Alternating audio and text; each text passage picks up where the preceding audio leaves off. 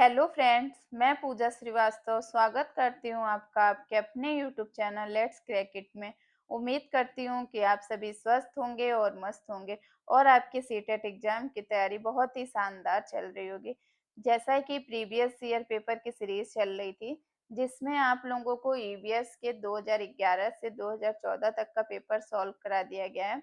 आज की क्लास में मैं ईवीएस 2015 का previous year paper solve कराऊंगी।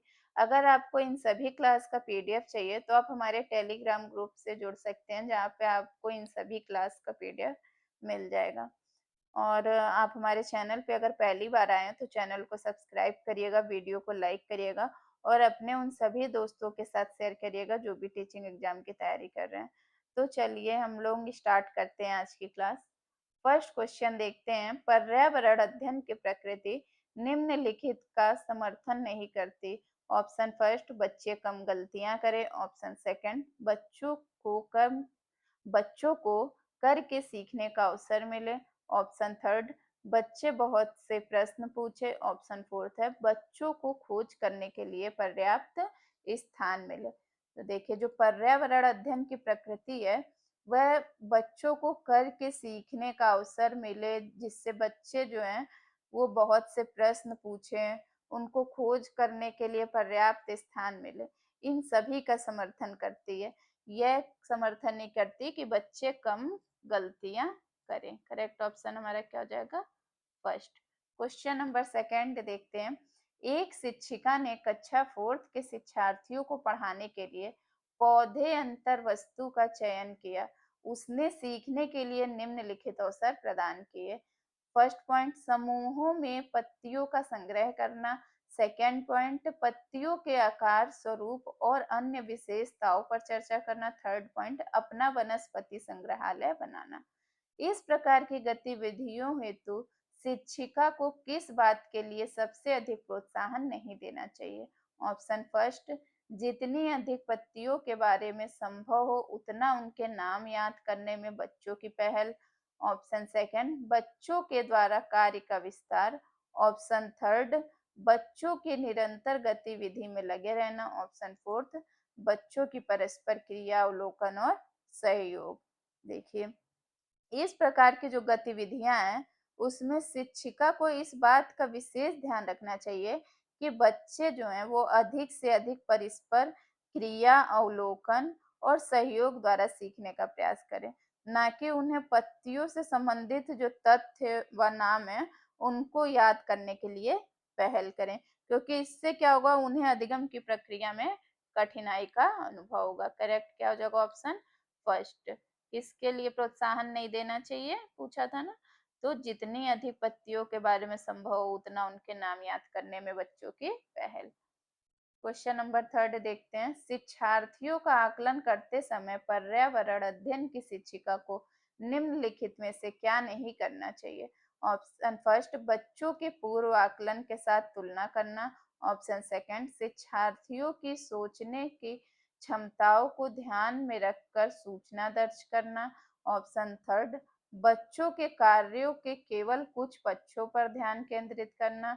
Option fourth, बच्चों के कार्य से संबंधित गुणात्मक उल्लेख करना। करेक्ट ऑप्शन क्या हो जाएगा? बच्चों के कार्यों के केवल कुछ पक्षों पर ध्यान केंद्रित करना। पूछा है ना कि पर्यावरण अध्ययन की शिक्षिका को क्या नहीं करना चाहिए, तो केवल कुछ पक्षों पर ध्यान केंद्रित नहीं करना चाहिए, बल्कि क्या होना चाहिए, बच्चों के पूर्व आकलन के साथ तुलना करना, शिक्षार्थी जो है उनकी सीखने की क्षमता क्या है उसको ध्यान में रखकर सूचना दर्ज करना, तथा बच्चे के जो कार्य है उनसे संबंधित गुणात्मक उल्लेख करना चाहिए। क्या नहीं करना चाहिए? तो करेक्ट ऑप्शन हो जाएगा थर्ड। क्वेश्चन नंबर फोर्थ देखते हैं। प्राथमिक स्तर पर पर्यावरण अध्ययन में समुदाय सीखने सिखाने का एक महत्वपूर्ण संसाधन है, क्योंकि ऑप्शन फर्स्ट, यह एक बहुत सस्ता संसाधन है। ऑप्शन सेकंड, यह आसानी से उपलब्ध होने वाला संसाधन है।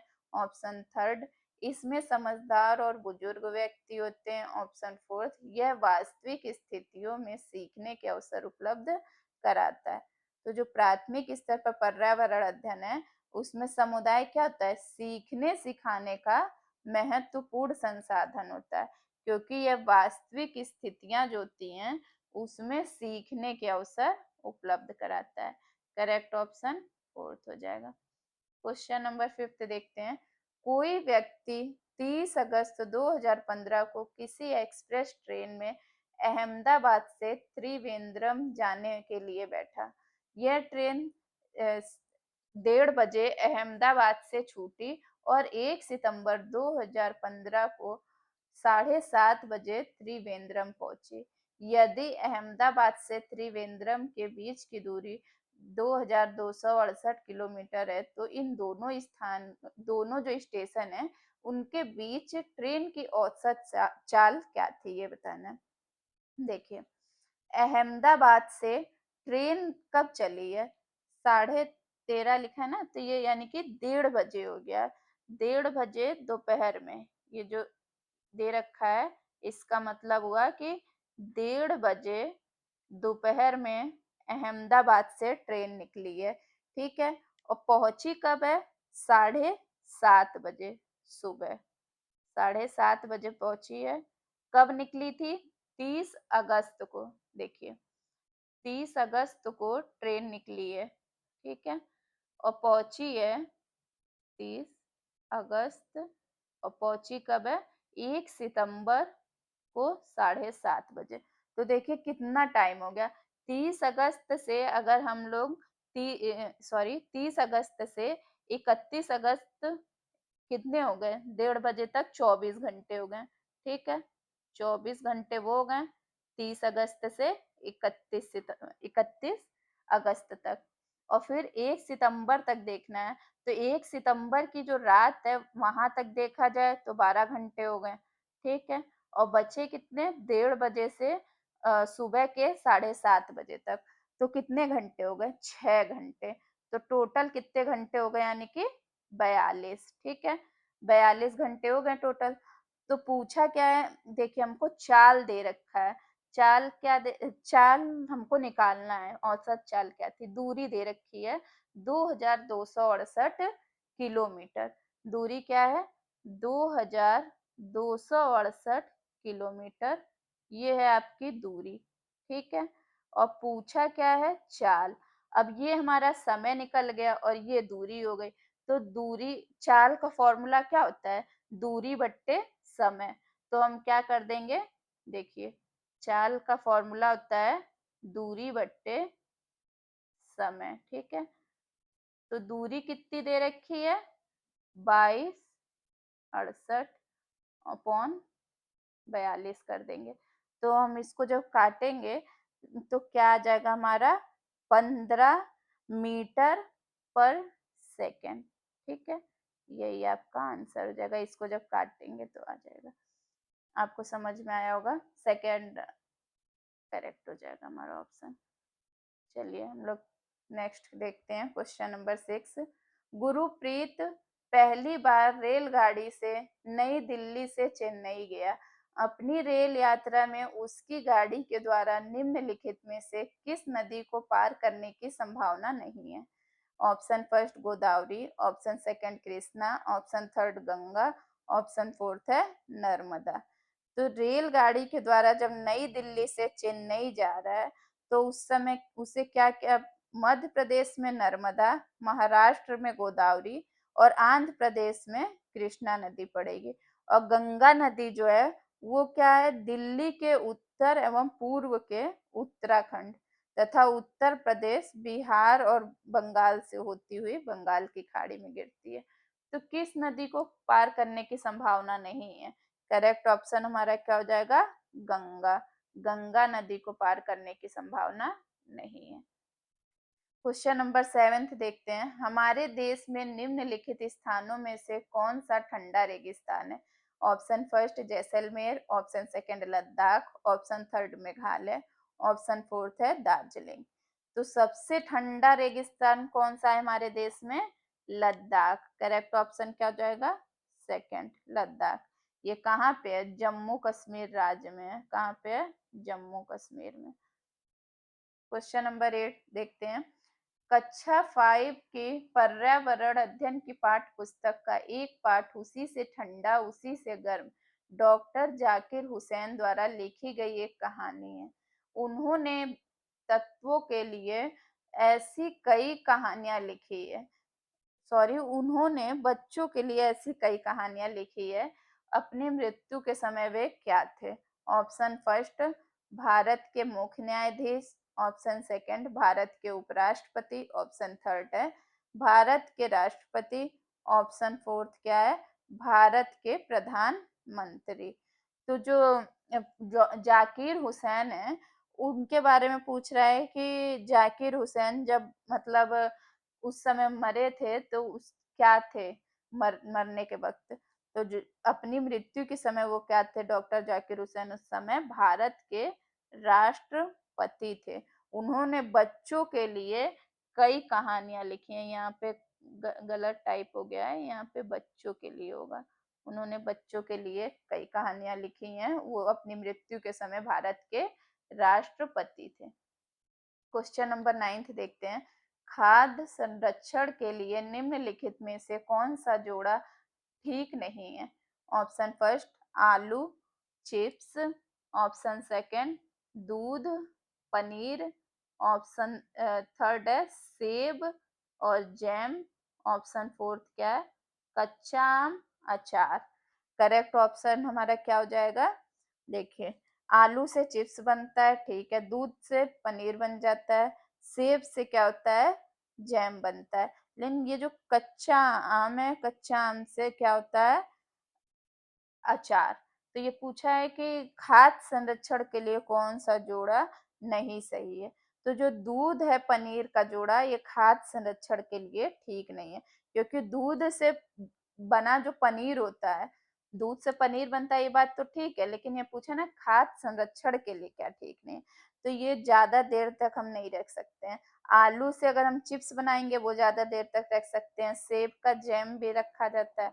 कच्चे आम से अचार बनता है, उसको भी हम ज्यादा दिनों तक रख सकते हैं, लेकिन दूध से जो पनीर बनता है उसको ज्यादा दिन तक नहीं रख सकते हैं। क्वेश्चन नंबर 10 देखते हैं। घरों को नीचे दी गई विशेषताओं पर विचार करें। ए दे रखा है निचली मंजिल में कोई खिड़की नहीं। बी पॉइंट, पेड़ के तने की लकड़ी से बनी ढालू छतें। सी पॉइंट है पत्थर के खंभों पर जमीन से लगभग 10-12 फुट ऊंचाई पर बने घर। डी पत्थर गारा और चूने से बनी मोटी दीवारें हैं। ई लकड़ी के फर्श हैं। लेह और लद्दाख के घरों में ऊपर दी गई निम्न में से कौन सी विशिष्टता, मतलब कौन कौन सी विशिष्टताएं पाई जा सकती हैं? ये ऑप्शन दे रखे हैं B C D E, A D E या ए बी सी। तो देखिए, जो लेह और लद्दाख के घर होते हैं उसमें मतलब सुरक्षा की दृष्टि से निचली मंजिल पर कोई खिड़की नहीं होती है। इसकी जो दीवारें होती हैं वो पत्थर गारा और चूने से बनी होती हैं, तथा जो फर्श होते हैं वो लकड़ी के होते हैं। तो करेक्ट ऑप्शन हमारा क्या हो जाएगा? ए डी ई। ठीक है, नीची मंजिलें जो होती हैं उनमें कोई खिड़की नहीं होती है, ठीक है। फिर क्या दे रखा है कि जो पत्थर गारा और चूने से बनी इनकी दीवारें जो होती हैं वो मोटी होती हैं और इस पे लकड़ी के फर्श होते हैं। करेक्ट ऑप्शन क्या हो जाएगा? थर्ड, ए डी और ए। क्वेश्चन नंबर 11 देखते हैं। निम्नलिखित का अध्ययन कीजिए। कौवा पेड़ की ऊंची डाल पर अपना घोंसला बनाता है। इस घोंसले को बनाने में कई प्रकार की चीजें, यहाँ तक कि लकड़ी की शाखाएं और लोहे के तार भी होते हैं। एक चालाक पक्षी भी है जो अपना घोंसला नहीं बनाता है और कौवे के घोंसले में अंडे दे देता है, और बेचारा जो कौवा होता है वो अपने अंडों को, मतलब अपने अंडों के साथ ही इनके अंडों को भी सेता है। यह पक्षी कौन सा है? तो बताइए ये कौन है सबसे चालाक पक्षी जो अपना घोंसला नहीं बनाता है बल्कि कौवे के जो घोंसला होता है उसी में अपना भी अंडा रख देता है और अपने बच्चों को भी पालने की इसको टेंशन नहीं रहती है। जो कौवा होता है वो अपना ही बच्चा समझ कर उसको भी पाल देता है, मतलब अपने अपने ही अंडे, उसी के अंडे के जैसा जो कौवे का अंडा होता है सेम उसी के जैसा इसका भी होता है। तो करेक्ट ऑप्शन हमारा क्या हो जाएगा? कोयल। कोयल जो होता है एक चालाक पक्षी होता है। जो कभी भी अपना घोंसला नहीं बनाता है, और जो कौवा होता है वो कोयल के अंडे को भी अपना ही समझ के पाल देता है। क्वेश्चन नंबर 12 देखते हैं। निम्नलिखित में से कौन बीज नहीं है? ऑप्शन फर्स्ट गेहूं, ऑप्शन सेकंड काली मिर्च, ऑप्शन थर्ड है साबूदाना, ऑप्शन फोर्थ क्या है सौंफ। तो जो साबूदाना होता है वो बीज नहीं होता है, बल्कि तने जो होते हैं उनके मंड से बनाया जाता है। करेक्ट ऑप्शन थर्ड हो जाएगा। और जो गेहूं है, काली मिर्च है, सौंफ, ये सब बीज से होते हैं। क्वेश्चन नंबर 13 देखते हैं। रेहाना अपने परिवार के साथ केरल जाती है, वहां उसे ऊंचे वृक्ष दिखाई पड़ते हैं जो उसके गृह नगर शिमला के ऊंचे वृक्ष से भिन्न है। उसने केरल में कौन से वृक्ष देखे होंगे? ऑप्शन फर्स्ट नारियल, ऑप्शन सेकंड सेब, ऑप्शन थर्ड लीची, ऑप्शन फोर्थ है चीड़। रेहाना जो है वो केरल में कौन से पेड़ देख सकती है? सबसे ज्यादा केरल में क्या होता है इन सब में से? नारियल। ठीक है, तो जो नारियल के पेड़ होते हैं वो केरल में बहुत ज्यादा मात्रा में पाए जाते हैं, और ये वृक्ष क्या होते हैं? सबसे मतलब बहुत अधिक ऊंचे होते हैं। करेक्ट ऑप्शन फर्स्ट हो जाएगा। क्वेश्चन नंबर 14 देखते हैं। बच्चों के द्वारा सब्जी बाजार से इकट्ठी की गई निम्नलिखित सामग्री में से उन्हें पहचानिए जिनके भीतर बीज होते हैं। आलू, टमाटर, नाशपाती, चीकू, भिंडी, करेला, प्याज, खीरा। इन सब में से बताना है कि किसमें बीज होते हैं। आलू में क्या बीज होते हैं? नहीं। टमाटर में होते हैं, ठीक है। नाशपाती में भी होते हैं। चीकू में बताना है किसमें किसमें बीज होते हैं। तो देखिए टमाटर में बीज होते हैं, ठीक है। नाशपाती में भी होते हैं, चीकू में भी होते हैं, भिंडी में भी होते हैं, करेला में भी होते हैं, और प्याज में होते हैं? नहीं, खीरा में होते हैं, ठीक है। तो अब बताइए, देखिए ये किसमें किसमें है और किसमें नहीं है, ठीक है। तो टमाटर, नाशपाती, चीकू, भिंडी, करेला और खीरा। करेक्ट ऑप्शन हमारा क्या हो जाएगा? सेकंड। एक सेकंड, टमाटर, नाशपाती, चीकू, भिंडी, करेला, खीरा। हाँ ठीक है, सेकंड पॉइंट करेक्ट हो जाएगा। ओके, क्वेश्चन नंबर 15 देखते हैं। नीता आंध्र प्रदेश जाती है और 2 साड़ियां खरीदती है, जो खास तौर पर वही बनाई जाती है, क्या कहलाती है? ऑप्शन फर्स्ट पोचमपल्ली और कलमकारी, ऑप्शन सेकंड पोचमपल्ली और कांजीवरम, ऑप्शन थर्ड कलमकारी और चंदेरी, ऑप्शन फोर्थ है कलमकारी और कंधा। तो आंध्र प्रदेश में कौन कौन सी साड़ियां पाई जाती हैं? पल्ली और कलमकारी। करेक्ट ऑप्शन हमारा क्या हो जाएगा? फर्स्ट। क्वेश्चन नंबर 16 देखते हैं। निम्नलिखित में से कौन सी बीमारी रुके या इकट्ठे हुए पानी से हो सकती है? Malaria, option second polio, option third pneumonia, option fourth है चेचक। तो कौन सी बीमारी अगर पानी ज्यादा देर तक रुका रहता है तो होने का डर रहता है? मलेरिया। जो रुका हुआ या इकट्ठा हुआ पानी होता है उसमें मच्छर जब पनपने लगते हैं, तो जब हमें मच्छर काटते हैं तो उससे क्या होता है? मलेरिया हो जाता है। इसीलिए कहा जाता है कि कूलर का भी गर्मियों में पानी हमेशा साफ करते रहना चाहिए, जिससे मच्छर ना पनपे। क्वेश्चन नंबर 17 देखते हैं। निम्नलिखित में से कौन सा जोड़ा ठीक है? Option first Assam Bihu, option second Orissa Bharatanatyam, option third है तमिलनाडु लावड़ी, ऑप्शन फोर्थ है कर्नाटक कथक। तो असम का जोड़ा सही है, असम बिहू। क्योंकि असम में क्या होता है, बिहू का त्योहार जो होता है बड़े धूमधाम से मनाया जाता है। और जो भरतनाट्यम है वो तमिलनाडु में मनाया जाता है। भरतनाट्यम कहाँ बनता है? भरतनाट्यम जो है वो तमिलनाडु में बनता है, ठीक है। और ये दे रखा है, ठीक है। और उड़ीसा में क्या बनता है? ओडिसी, ओडिसी बनता है। और यक्षगान कहाँ बनता है? कर्नाटक में। कर्नाटक में कौन सा बनता है? यक्षगान। करेक्ट ऑप्शन फर्स्ट हो जाएगा। क्वेश्चन नंबर 18 देखते हैं। एस्किमो अपने घर इग्लू का निर्माण बर्फ से करते हैं, इसका क्या कारण है? ऑप्शन फर्स्ट बर्फ ठंडी हवा और पानी को अंदर नहीं आने देता, ऑप्शन सेकंड बर्फ की दीवारों के बीच मौजूद हवा अंदर की गर्मी को बाहर जाने से रोकती है, ऑप्शन थर्ड बर्फ मुफ्त में मिलती है, अन्य सामग्री की कीमत अधिक होगी। ऑप्शन फोर्थ है ध्रुवीय क्षेत्रों में केवल बर्फ ही उपलब्ध है। करेक्ट ऑप्शन क्या हो जाएगा हमारा, ये बताएं। देखिए जो एस्किमो होते हैं वो अपने घर का निर्माण किससे करते हैं, बर्फ से, क्योंकि जो बर्फ की जो दीवारें होती हैं उनके बीच जो मौजूद हवा होती है वो अंदर की गर्मी को बाहर जाने से रोकती है। करेक्ट ऑप्शन सेकंड हो जाएगा, जिसके कारण क्या होता है कि उन्हें अंदर गर्मी का एहसास होता है और ठंड से उनको सुरक्षा मिलती है। क्वेश्चन नंबर 19 देखते हैं, निम्नलिखित में से कौन सी विशेषता बरगद के पेड़ की जड़ों की नहीं है। ऑप्शन फर्स्ट, जड़ें शाखाओं से नीचे लटकते हैं। ऑप्शन सेकंड, इसमें जमीन के अंदर जड़ें होती हैं। ऑप्शन थर्ड, जड़ें भोजन का भंडारण करती है। ऑप्शन फोर्थ है जड़ें खंभों की तरह पेड़ को सहायता प्रदान करती है। करेक्ट ऑप्शन हमारा क्या हो जाएगा, बरगद का जो पेड़ होता है उसकी जड़ें क्या होती हैं, भोजन का भंडारण नहीं करती हैं, क्योंकि इसकी जड़ें जो होती हैं वो शाखाओं से नीचे लटकती हैं और खंबे की तरह पेड़ को सहारा देती हैं।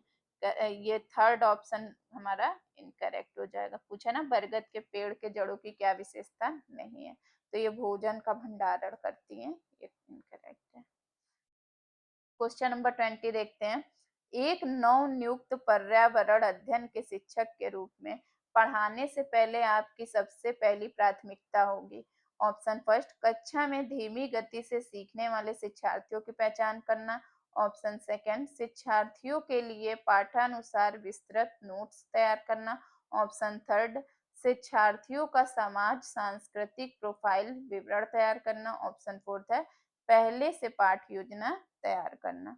करेक्ट ऑप्शन हमारा क्या हो जाएगा, देखिए एक नव नियुक्त पर्यावरण अध्ययन के टीचर के रूप में पढ़ाने से पहले हमारी सबसे पहली प्राथमिकता क्या होनी चाहिए, शिक्षार्थियों का समाज सांस्कृतिक प्रोफाइल या विवरण तैयार करना। ऑप्शन थर्ड करेक्ट हो जाएगा। क्वेश्चन नंबर 21 देखते हैं, कविताएं और कहानियां पर्यावरण अध्ययन की अंतर वस्तु को पढ़ाने में प्रभावशाली हैं। ऐसा इसलिए है क्योंकि कविताएं और कहानियां, ए पॉइंट दे रखा है, बच्चों के परिवेश का समृद्ध चित्रण कर सकती हैं। बी पॉइंट, संदर्भित अधिगम परिवेश प्रदान कर सकती हैं। सी पॉइंट है विभिन्न अमूर्त अवधारणाओं की प्रभावशाली तरीके से व्याख्या कर सकती हैं। फोर्थ पॉइंट है सृजनात्मकता एवं सौंदर्य बोध का पोषण कर सकती हैं। करेक्ट ऑप्शन देखते हैं, फर्स्ट क्या है, ए बी और डी। बी सेकंड पॉइंट है केवल सी, थर्ड पॉइंट है केवल बी, फोर्थ पॉइंट क्या है, ए और बी। करेक्ट ऑप्शन हमारा क्या हो जाएगा, ऑप्शन फर्स्ट। देखिए कविताएं और जो कहानियां होती हैं वो पर्यावरण अध्ययन के अंतर वस्तु पढ़ाने में प्रभावशाली है। ऐसा इसलिए क्योंकि जो कविताएं और कहानियां हैं वो बच्चों के परिवेश का समृद्ध चित्रण भी कर सकती हैं और संदर्भित जो अधिगम परिवेश प्रदान करती हैं। फिर क्या करती हैं कि जो सृजनात्मकता और सौंदर्य बोध है उनका पोषण करती हैं। करेक्ट ऑप्शन हमारा क्या हो जाएगा, ए बी और D, first option correct. Question number 22 देखते हैं, कक्षा 5 की शिक्षिका के रूप में आप ईंधन के संरक्षण प्रकरण को पढ़ाने के लिए निम्नलिखित में से किस संसाधन के उपयोग को सर्वश्रेष्ठ पाते हैं। ऑप्शन फर्स्ट संदर्भ पुस्तकें, option second poster, option third समाचार पत्र, ऑप्शन फोर्थ है पाठ्य पुस्तक। तो करेक्ट ऑप्शन हमारा क्या होगा, समाचार पत्र, क्योंकि इसका उपयोग क्या होगा, सर्वश्रेष्ठ होगा। इससे क्या होता है कि प्रत्येक बच्चा आसानी से पर्यावरण के प्रकरण को समझ सकेगा। थर्ड ऑप्शन करेक्ट हो जाएगा। क्वेश्चन नंबर 23 देखते हैं, कक्षा फोर्थ की एक शिक्षिका शिक्षार्थियों से कहती है कि वे अपना कार्य पत्रक अवलोकन रिपोर्ट और सत्र में एकत्रित की गई सामग्री को एक फोल्डर में डाल दें। इन फोल्डर को डैश कहा जा सकता है। Option first portfolio, option second दत्त कार्य, ऑप्शन थर्ड परियोजना कार्य, ऑप्शन फोर्थ है घटना वृत्तांत अभिलेख। तो जो टीचर कह रही है कि अपने कार्य पत्रक अवलोकन रिपोर्ट और सत्र में जो इकट्ठी की गई सामग्री है उसको फोल्डर में डाल दे, तो इन फोल्डर को पोर्टफोलियो कहते हैं। करेक्ट ऑप्शन हमारा क्या होगा? फर्स्ट। क्वेश्चन नंबर 24 देखते हैं। अगर आप लोगों को क्लास पसंद आ रही हो तो प्लीज लाइक करिएगा। क्वेश्चन नंबर 24 देखते हैं। एनसीईआरटी की पर्यावरण अध्ययन की कक्षा 5 की पाठ्य पुस्तक में सुनीता अंतरिक्ष में शीर्षक पाठ स्पेसशिप में अंतरिक्ष यात्री सुनीता विलियम्स के अनुभवों का वर्णन करती है। इसे शामिल करने का या के क्या कारण हो सकते हैं? ऑप्शन ए पॉइंट है, यह घटना अंतरिक्ष यात्रियों की जिंदगी में झांकने का अवसर देती है। बी पॉइंट, यह घटना स्पेसशिप में भौतिक स्थितियों का वर्णन करती है। सी पॉइंट, यह घटना स्त्री पुरुष लिंग जेंडर रूढ़िवादिता जो है उसको चुनौती देती है। डी पॉइंट है, यह घटना गुरुत्वाकर्षण की अवधारणा को समझने में मदद करती है। ऑप्शन फर्स्ट केवल D, option second A B और सी, थर्ड है ए बी सी डी और फोर्थ पॉइंट है केवल ए। देखिए, जो यह घटना है वो अंतरिक्ष यात्री की जिंदगी में झांकने का अवसर देती है और साथ ही स्पेसशिप में जो भौतिक स्थितियां हैं उसका भी वर्णन कर रही हैं और जो जेंडर रूढ़िवादिता है उनको चुनौती दे रही है और साथ ही यह घटना जो है गुरुत्वाकर्षण की अवधारणा को समझने में मदद करती है। करेक्ट ऑप्शन हमारा क्या हो जाएगा? ए बी सी और डी, थर्ड। क्वेश्चन नंबर 25 देखते हैं। पर्यावरण अध्ययन की एक शिक्षिका निम्नलिखित कारणों से अपनी कक्षा का प्रारंभ कुछ मुख्य प्रश्न पूछते हुए करती है। सबसे क्रम प्राथमिकता वाला कारण कौन सा है उसे चुनिए। ऑप्शन फर्स्ट, शिक्षार्थियों का चिंतन उद्दीप्त किया जा सकता है। ऑप्शन सेकंड, प्रश्न शिक्षार्थियों में उत्सुकता जगाते हैं। ऑप्शन थर्ड, प्रश्न प्रकरण को संदर्भ परक बनाने में मदद करते हैं। ऑप्शन फोर्थ, शिक्षार्थियों को चिंतन सीमित किया जो शिक्षार्थियों का चिंतन है वो सीमित किया जा सकता है। करेक्ट ऑप्शन हमारा क्या हो जाएगा? शिक्षार्थियों का चिंतन सीमित किया जा सकता है। यह सबसे कम प्राथमिकता वाला कारण है क्योंकि जो शिक्षिका है उसके द्वारा पर्यावरण अध्ययन की कक्षा में क्या होता है कि पर्यावरण अध्ययन की कक्षा में जब शुरू होती है उस समय प्रश्न पूछने के कई कारण हो सकते हैं। इसके द्वारा शिक्षार्थियों का चिंतन क्या होता है? उद्दीप्त होता है तथा उनमें उत्सुकता होती है। ठीक है, करेक्ट ऑप्शन फोर्थ हो जाएगा। क्वेश्चन नंबर 26 देखते हैं। किसी क्रियाकलाप के लिए समूह बनाते हुए सामाजिक अध्ययन के शिक्षक को क्या चाहिए कि वह? ऑप्शन फर्स्ट, सुनिश्चित करे कि लड़के लड़कियों के समूह अलग अलग हैं। ऑप्शन सेकंड, उनके अंकों के अनुसार समूह बनाए। ऑप्शन थर्ड, केवल 2 समूह बनाए और प्रत्येक में बहुत से विद्यार्थियों। ऑप्शन फोर्थ, सभी प्रतिभागियों की सहभागिता और सहयोग सुनिश्चित करें। करेक्ट ऑप्शन हमारा क्या हो जाएगा? सभी प्रतियोगियों की सहभागिता और सहयोग सुनिश्चित करें। क्वेश्चन नंबर 27 देखते हैं। प्राथमिक स्तर पर पर्यावरण अध्ययन को पाठ्य पुस्तक में निम्नलिखित में से कौन सी विशेषता नहीं होनी चाहिए? ऑप्शन फर्स्ट, यह शिक्षार्थियों की वैविध्यपूर्ण पृष्ठभूमि की जरूरतों को पूरा करती है। ऑप्शन सेकंड, यह वास्तविक कहानियों और घटनाओं को शामिल करती है। ऑप्शन थर्ड, यह परिभाषाओं और अमूर्त अवधारणाओं की व्याख्या करने पर ध्यान केंद्रित करती है। ऑप्शन फोर्थ है, यह प्राकृतिक और समाज सांस्कृतिक परिवेश को एकीकृत तरीके से प्रस्तुत करती है। तो जो प्राथमिक स्तर पर पर्यावरण के अध्ययन की पाठ्य पुस्तक में क्या विशेषता नहीं होनी चाहिए? वह शिक्षार्थियों की वैविध्यपूर्ण पृष्ठभूमि की जरूरतों को पूरा करे। वह ठीक है, वह वास्तविक जो कहानियां हैं और घटनाओं को शामिल करे, ये भी बात सही है। यह परिभाषाओं और अमूर्त जो अवधारणाएं उनकी व्याख्या करने पर ध्यान केंद्रित करती हैं, ये इनकरेक्ट हो जाएगा क्योंकि यह उनकी विशेषता नहीं है। करेक्ट ऑप्शन थर्ड हो जाएगा। क्वेश्चन नंबर 28 देखते हैं। पर्यावरण अध्ययन शिक्षण के संदर्भ में राष्ट्रीय पाठचर्या की रूपरेखा यानी कि एनसीएफ 2005 निम्न में से किसे प्रभावित नहीं करती है? ऑप्शन फर्स्ट, बच्चों के अनुभवों और संदर्भों से जोड़ना। ऑप्शन सेकंड, हस्तपरक क्रियाकलाप। ऑप्शन थर्ड, तकनीकी शब्दावली से परिचित कराना। ऑप्शन फोर्थ है विषयानुसार उपागम। करेक्ट ऑप्शन हमारा क्या हो जाएगा? ऑप्शन थर्ड, तकनीकी शब्दावली से परिचित कराना। ऑप्शन थर्ड करेक्ट हो जाएगा। क्वेश्चन नंबर 29 देखते हैं। प्राथमिक स्तर के शिक्षार्थी में मानचित्र बनाने और समझने के लिए निम्नलिखित में से किन कौशल या कौशलों के विकास की आवश्यकता है? ए पॉइंट, स्थानों की सापेक्ष स्थिति की समझ। बी पॉइंट, स्थानों की सापेक्ष दूरी और दिशाओं की समझ। सी पॉइंट है प्रतीकों और स्केल या पैमानों की समझ।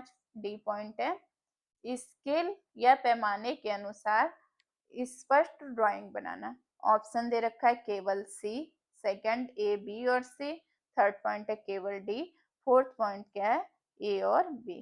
तो जो प्राथमिक स्तर के शिक्षार्थी होते हैं उनमें मानचित्र बनाने और समझने के लिए स्थानों की सापेक्ष स्थिति की समझ और इस स्थानों की सापेक्ष जो दूरी और दिशाएं हैं, सबसे पहले तो सापेक्ष स्थिति की समझ होनी चाहिए, दूरी और दिशाओं की भी समझ होनी चाहिए और प्रतीकें और जो स्केल पैमाने हैं उनकी भी समझ होनी चाहिए।